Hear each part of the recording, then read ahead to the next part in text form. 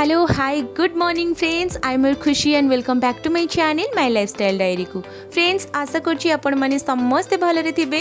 तो फ्रेंड्स आज थंबनेल देखिक आपण माने जानि जाइथिबे वीडियो रे कोन अछि। तो मु कहि नउछि आज होछि मोर फ्रेंड सुनीतार वेडिंग। तो आपण माने मोर फ्रेंड को एते सारा भल पाइबा दियंतु आशीर्वाद दियंतु से ता नुवा लाइफ रे बहुत भलरे रहो। तो एबे चलंतु फ्रेंड्स आज वीडियो देखिबा।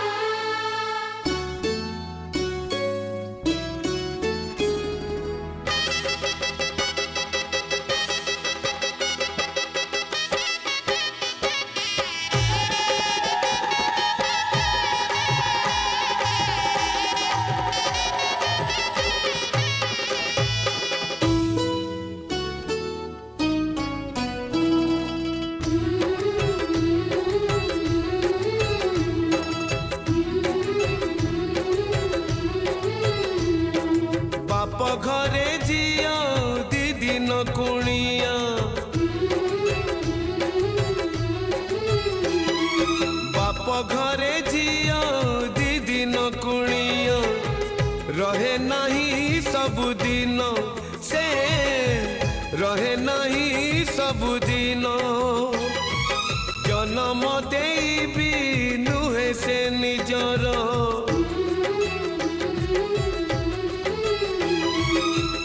जनम देबी नुहे से निजर हेई जाए परधन से हेई जाए परधन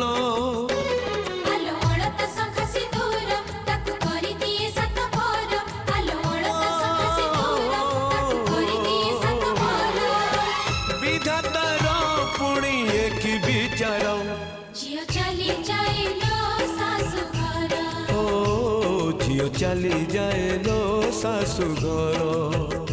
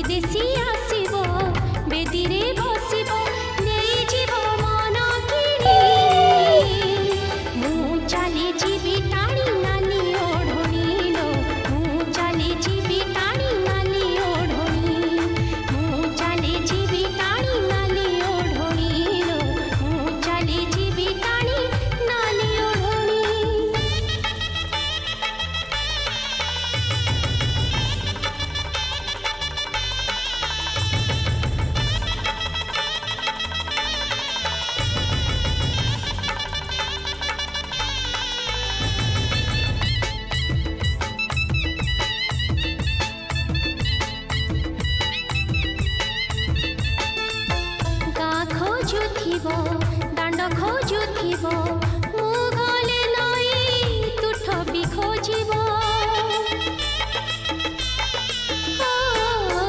गाँ खोजुथिब दांड खोजुथिब